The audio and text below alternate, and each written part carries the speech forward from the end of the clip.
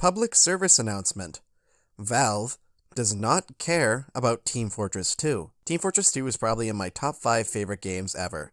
It's the video game that I have the highest number of hours put into at 788. I spent over a month of real-life hours on this game over the last 5 years. I've met great friends, I've had incredible fun with this game, and this game is my most reliable source for pure entertainment. I can always return to TF2, and in some way, it always provides me with enjoyment. So it pains me to see Valve completely disregard this game's capabilities and misunderstand its player base. Team Fortress 2, as a game, is incredibly well designed. Well, the older maps are, generally, but we'll get to the inconsistencies later. This video was sparked by Funky's YouTube video, which detailed the poor and broken tutorial in TF2 and Valve's inability to accommodate newer players. Now, I am not saying that TF2 should dumb itself down to pander to newer players, but newer players are the lifeline for TF2 at this point. Since the game is free to play, there's pretty much no repercussions for a player just picking it up and playing. Anybody who picks the game up has access to every class. It then turns into a game of skill and teamwork, playing off of other classes' strengths and exploiting opponents' weaknesses. It becomes a game of understanding the opposing team's composition and how to best counter that. It becomes a game of skilled movement and map awareness. It becomes a game of skill that is really easy to pick up but difficult to master. It is a beautiful game, one of the, if not the, best first-person shooters ever. And it's free, but all this praise begs the question, why doesn't Valve care about it? Shouldn't they care? It's one of their few games on the market right now. Team Fortress 2, Dota 2, and CSGO are consistently the top 3 most played games on Steam. Why doesn't Valve care about newer players? Is it because the other two aforementioned games have massive esports scenes and much larger player bases? What is killing TF2? Well, Valve is. And you could say, but Overwatch killed it. Well, in a way, it did. Many team-based shooters attempted to duke it out with TF2 like Monday Night Combat and Microvolts, yet they are plagued by microtransactions and shallow gameplay. Overwatch was the first class-based shooter that had a prominent developer in Blizzard that could directly challenge Team Fortress 2. But Overwatch didn't kill TF2's player numbers. According to the Steam stats for Team Fortress 2, there was a slight decrease in 2016, but nothing incredibly major. The decrease happened in January, rather than May, which was when Overwatch came out. This is likely due to there being an annual Halloween and Christmas update, which ticks the average player base in TF2 up every year, and then just leads to a decrease in January to the next event. The average player base has fluctuated by hundreds, but it has remained relatively consistent at 40,000 daily average players at once. And for a game that's nearly 10 years old that hardly gets any updates other than cosmetics, that is incredibly impressive. Even 2016 games like Battleborn have player bases that are lucky to scratch 1,000 players in a day, so these numbers are phenomenal. Which just begs the question even more, why doesn't Valve support this game as much? It's free to play, and there's a huge market to be found in its items. Heck, even I'm guilty of spending a Steam card on TF2 for hats. I've done it, and since anybody can access Team Fortress 2, there's a huge market there. It means more money for Valve. I know I'm probably grossly oversimplifying this, and there's probably a lot more behind-the-scenes knowledge that I have no idea about, but I'm just saying that some advertisement and more frequent patches than one every 4 months would be great and go a long way for Valve and the players. Team Fortress 2 has pumped more money for Valve than I will ever make in my life, so they obviously have something figured out.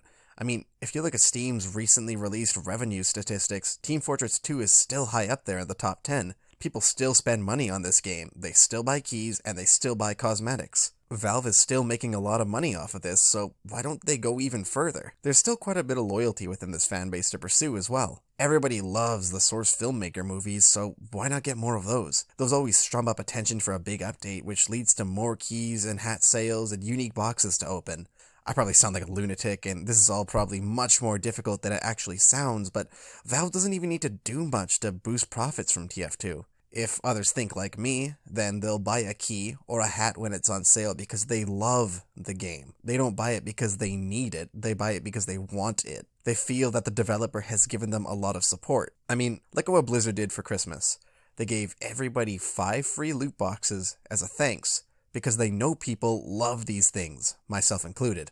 Loyalty and acts of kindness like that to a player base go a long way. People buy loot boxes not just for dank skins, but because there's a level of trust and respect between the consumer and the seller. Blizzard's actions in the past guarantee customer respect and loyalty. They are constantly updating and diligently patching bugs in the game. When something needs to be polished, Blizzard is always there to do this. I know this sounds like fanboying, but Overwatch is really the only Blizzard game I've ever gotten into, and I know how scummy their Diablo 3 launch fiasco, their neglected misunderstanding of World of Warcraft, and their shutting down of the Nostalria's private server, and the Hearthstone and Overwatch microtransaction antics can be. They can be really bad. Blizzard isn't perfect, not in the slightest.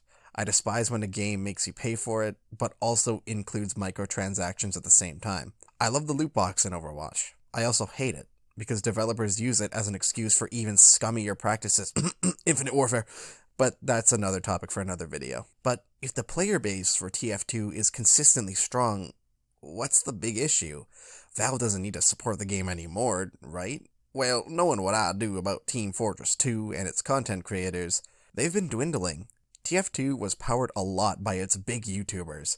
They had creative ideas and playstyles, and they also showcased mods and weapon models. They advertised the possibility to allow people to edit in-game appearances and customize the game to their liking.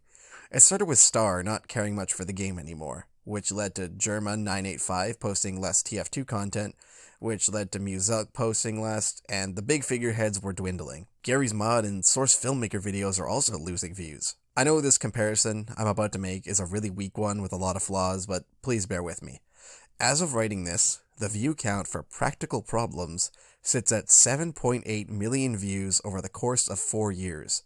Source Filmmaker videos are lucky to crack 1 million in a year anymore, as it peaked in popularity 2 years ago. The software itself is still used and is very intuitive, but the TF2 content creators are petering out. And it's not their fault or anything. People can only be entertained by a game for so long and make content about it before it gets stale. That's a limitation of any game. I mean, I personally got burnt out by the game. After hitting the 600-hour mark, I felt that I'd done all I could. I stopped in around late 2014, which was also when I noticed people stopped going on the custom map servers. I dabbled in a few Brony servers, some Mario Kart servers, and I scuzzed my way through some idle servers. Please don't hate me.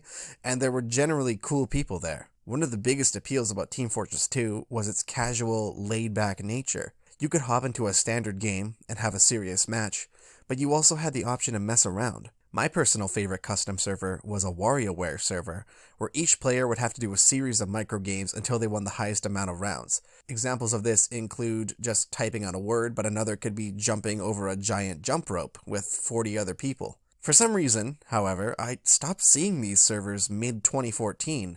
I would only be able to play on Valve servers because the joke servers around my area never played them anymore. Again, this isn't really a fault with Valve, more so with myself and why I stopped. I can only play Bad Water and Upward so much before I eventually get sick of them. I'm just joking. Upward will never get old, even with 100+ hours on it. To emphasize Valve's lack of care, there are still bugs in the game that were discovered 5 years ago that have never been rectified. Valve just takes forever to patch them out, which is a huge problem because Valve rolled competitive matchmaking around when Overwatch released, still with this, whatever mentality present. But it feels like Valve jumped the gun with the update and changed too much to the core game. In my opinion, the best part about TF2 was to pull up a list of servers, see what fits, and join. You could try to get as many kills as possible, test out different weapons and loadouts, or just meme around. There was so much freedom and so much custom content from a dedicated community. And then Valve struck, and changed everything. In May of 2016, you could only use a quick play option, and the joke servers were pretty much gone. TF2 tried to become Overwatch, and despite millions of YouTube videos asking the question, no, they are not the same game.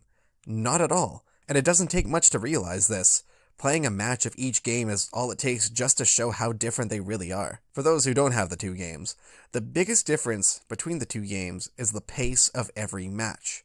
In Overwatch, even quick play is hyper-competitive. Blizzard is very anal about players being AFK, and they kick you if you stand still for like 10 seconds. Your attention has to be on the match in Overwatch, and there was little room for joking. All of their maps are asymmetrical and linear, and the game emphasizes team fights so much that it is very difficult to wreck shop on your own. Now, this isn't a bad thing at all. Overwatch wants to be serious with its competitive nature, and they want their maps and gameplay to reflect that. I am perfectly okay with that. In Team Fortress 2, however, there's a lot of time spent walking. Team limits can go up to 12, and it could become a ridiculous battle. Timers in Team Fortress 2 are also much longer, and maps don't railroad you. Not every single person in TF2 is incredibly valuable because of the larger team limit. 2 people on a team of 12 in TF2 won't hold the unit back, but in Overwatch, 1 person underperforming can mean the difference between victory or defeat. It's why Overwatch feels faster paced and more addictive. Matches are quicker, and each movement means something. Rewards are more constant, and feedback is more gratifying. TF2 doesn't have any medals or play of the games to strive for. TF2 will pop up a list of who got the most points at the end, and that's it. Now personally, I like that system, but I understand if those who are playing games to show off their MLG skills and contributions may feel discouraged. Yet, as described earlier, Overwatch's competitive nature leads to problems. Overwatch leaves little room for expression or community involvement. You have the core game, which is fantastic, don't get me wrong, but it railroads its players into a competitive mindset. TF2's matches could be competitive, but they could also be laid back. If you hop into a match in TF2, it isn't a life or death situation. There's time to get acclimated to the surroundings, and there are no real penalties for leaving the game. But in general, the best part about TF2 was its openness and casualness.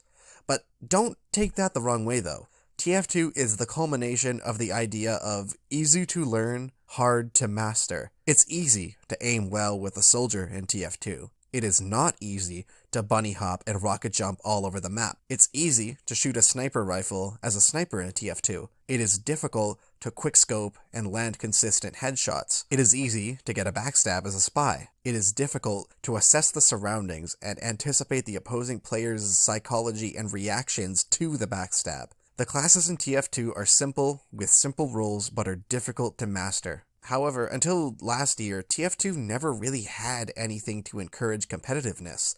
There was a UGC and competitive league, but that had a minuscule community compared to its more casual one, and Valve very rarely supported or promoted it. I mean, not every change in that May 2016 patch was terrible. I really like how they tried to polish Team Fortress 2 up. There are small things about Team Fortress 2 that irk me, and they have irked me since the start of the game. These are all small nitpicks though, but they do add up. One of them is the jerky animations. I know this game came out in 2007, and they haven't updated them since then, but they sometimes look unnatural or off. Another is that hit marker sound. It just grates on your ears after a while, especially if you're playing Pyro and you hear a ding ding ding ding ding ding ding constantly. Another is just some of the clunkiness with the interface. I think around 2015-ish, they added health bars over your teammates' heads, but they're so small and they blended in with the environment too well that they were difficult to read unless you were right up to your teammate. But the big 2016 May patch made an attempt to clean the interface and some of these problems up. I appreciate that. There were small quality of life improvements to be found in that update, yet it doesn't change the fact that it changed the core of Team Fortress 2. Team Fortress 2 was always about looking up a server at any time of the day, joining, playing for maybe an hour or more, and then just stopping. The removal of searching and the focus to try to be like Overwatch is what hurt TF2's fanbase. Again, this didn't hurt the game's player numbers, but it did cause distress and a divide in the community. Now personally, I love the addition of a competitive mode in TF2, but again, it came 9 years after the game's release date. That says something about how Valve treats the community of this game. People have been clamoring for a real competitive mode for so long. We saw Dota 2 and CSGO get so much love and attention from Valve, and there were real capabilities for TF2 to become an esport. The reason we wanted this is because there was a conflict between the community. If you hopped on a Valve server, which is just a regular server meant for beginners or the casual player, there would be a vast array of players. There would be a guy with 20 minutes on TF2 who just picked up Steam and PC gaming, and their name was probably their full name in all lowercase with a 97 at the end of it. And then there'd also be a guy with a hat worth $600 and 1,000 hours on the game getting 70 points every round. It was like a trained hitman and an elementary school student going at each other. So one part of the community really wanted a competitive game mode to flex their skills and utilize the deeper mechanics of the game. and another just wanted to meme around. There was also the aforementioned UGC League, but it had incredibly small exposure compared to Dota 2 and CSGO's competitive leagues. So competitive mode was requested and requested and requested, and it was delivered too late. People became fed up with TF2 and the lack of communication with Valve, especially when compared to what Dota and CSGO received. It felt like the loyal players of TF2 were getting the shaft. We didn't want more hats, we wanted communication and new content. Competitive felt like a knee-jerk reaction instead of a gift. It felt like a business decision to fight Overwatch. It felt like a desperation move to compete with another game which, as previously discussed, are mechanically different and has vastly different fan bases. And it showed. Competitive had broken leveling initially, and what was gonna bring back all those lost hardcore players just felt like a mess. Again, Valve could have hyped it up with some advertisements, but they did pretty much nothing. They just didn't care. They were like, oh, some people are saying this new fancy game looks like ours? And then they did like 5 minutes of research and were like, okay, let's just do this, screw it, we got CSGO skins to sell. Look, I know I sound incredibly entitled, but it is bad business for Valve to be dishonest with their fans. 2 years ago, Valve used to be revered by the gaming community. People were like, all hail Gaben and the Steam sales, but Valve's practice with their games and Steam have put a damper on people's conception of the company. Valve doesn't care about TF2. Valve is a business that cares about maximizing profits. TF2 will continue to be scarcely updated, and you know what? It'll still maintain a large fan base. Valve has to do literally nothing, and the fantastic game they created will still remain. But the hardcore fan base, the people who loved and cultivated the game since its conception, have been forgotten about, and Valve doesn't care. And that's sad. But you know what the worst part about all this is? All my complaining probably doesn't matter. My video won't change a thing. Team Fortress 2 is like Smash Brothers. Both games get very little love and attention from their developers, but have still cultivated dedicated fan bases just on the sole purpose of it being an excellent game. Both games get very little love and attention from their developers, but have still cultivated dedicated fan bases just on the sole purpose of them being excellent games. Smash Wii U tournaments consistently get 10,000 plus viewers despite Nintendo not caring at all for competitive, and in some cases actively fighting against its competitive scene. TF2 is not dying. It's not at all. It will live forever unless Valve messes more up or pulls the plug on it, which is unlikely. Their current model is still pulling in good numbers, and it looks like despite their neglect, it doesn't really matter. But just that care, just the action of frequent patches, more developer communication, and more rewards for dedicated players can go such a long way. I'm sure if Valve puts more attention into this game, those numbers will increase even more. People will be happy, and Valve will be happy, because their investment will pay dividends. Thanks for watching, everyone. Please subscribe if you enjoyed, and have a fantastic day.